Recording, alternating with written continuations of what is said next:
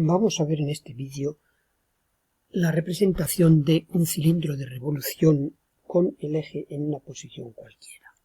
Tengamos un eje AB en posición cualquiera y vamos a dibujar un cilindro con este eje y de radio de la base 20. La representación de este cilindro en principio no presenta mayores dificultades, basta con situar el eje dado en posición frontal para encontrarnos en el caso del vídeo anterior, de resolución de un cilindro con el eje en posición frontal. Esto es lo que se ha hecho aquí a la derecha. Se ha hecho el eje frontal, es decir, se ha hecho una nueva vista auxiliar paralela al eje y se ha resuelto el problema para esta vista auxiliar como se había hecho en el vídeo anterior. En el vídeo anterior habíamos llegado justamente a este paso, a este punto en el cual teníamos este dibujo así, y esto es lo que se ha llevado en principio. Se resuelve de la misma manera hasta este punto.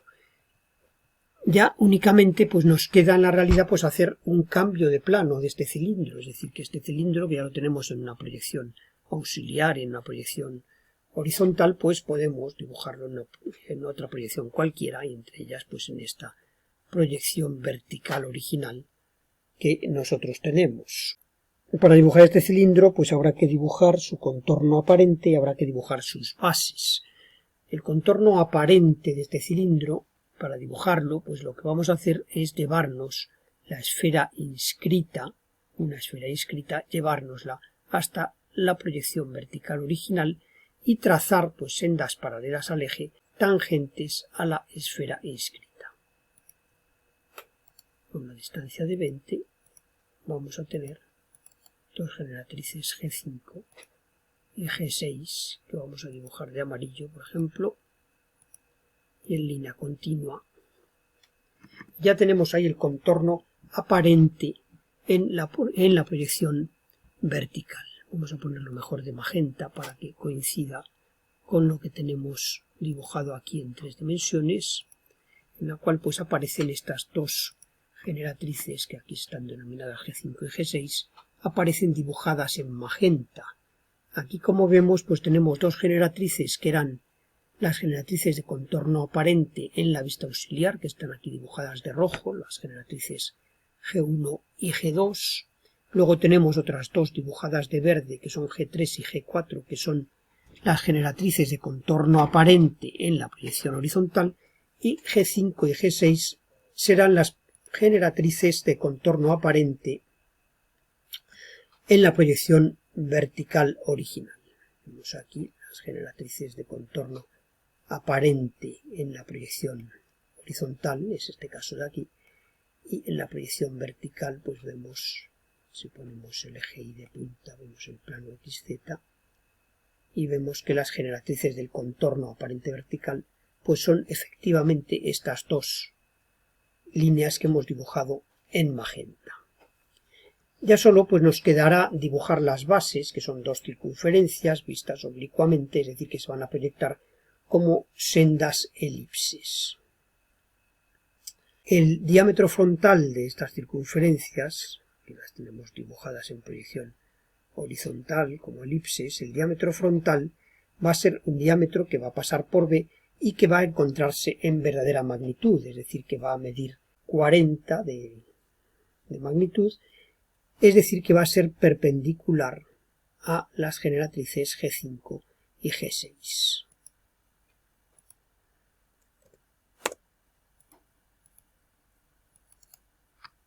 Aparte de eso, pues podemos subir los ejes conjugados, es decir, los ejes que corresponden con los ejes principales de la proyección horizontal y que van a ser los ejes 1, 2 y 3, 4. El eje 3, 4 es un eje horizontal que pasa por B, aquí está de punta en la vista auxiliar, es decir que los puntos 3 y 4 pues van a subir a la misma cota que B,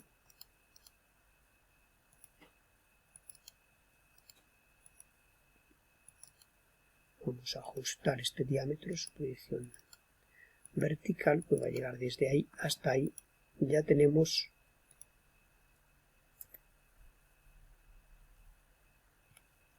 el eje horizontal Y luego tenemos el eje de máxima pendiente, el 1, 2. El eje 1, 2, el diámetro 1, 2 de la circunferencia, pues lo podemos subir ya que conocemos las cotas de los puntos 1 y 2. El punto 1, pues de hecho está en el plano horizontal, con lo cual yo lo subo al plano horizontal. Y el diámetro 1, 2, como pasa por el centro B, va a pasar por ahí y va a llegar hasta la proyección vertical del punto 2. Va a llegar hasta ahí. Vamos a poner por lo menos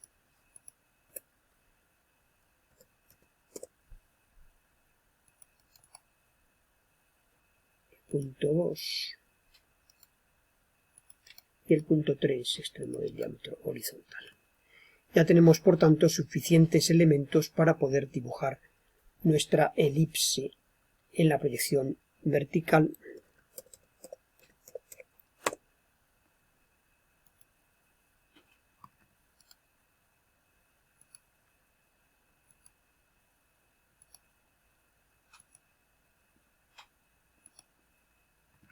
Que va a ser esta.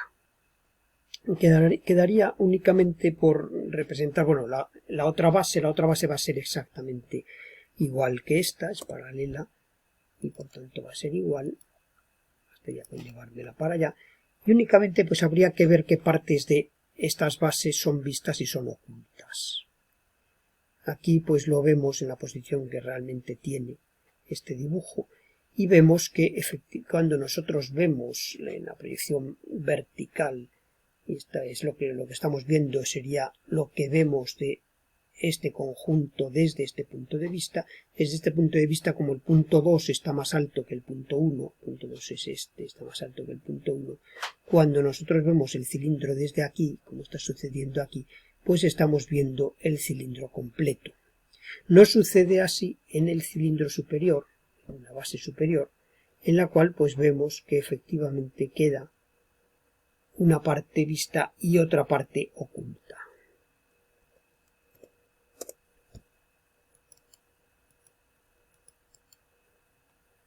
Nos faltaría ya únicamente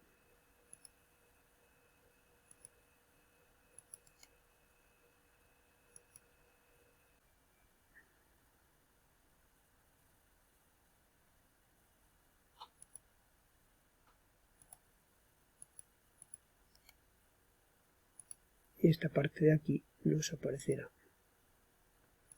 a trazos.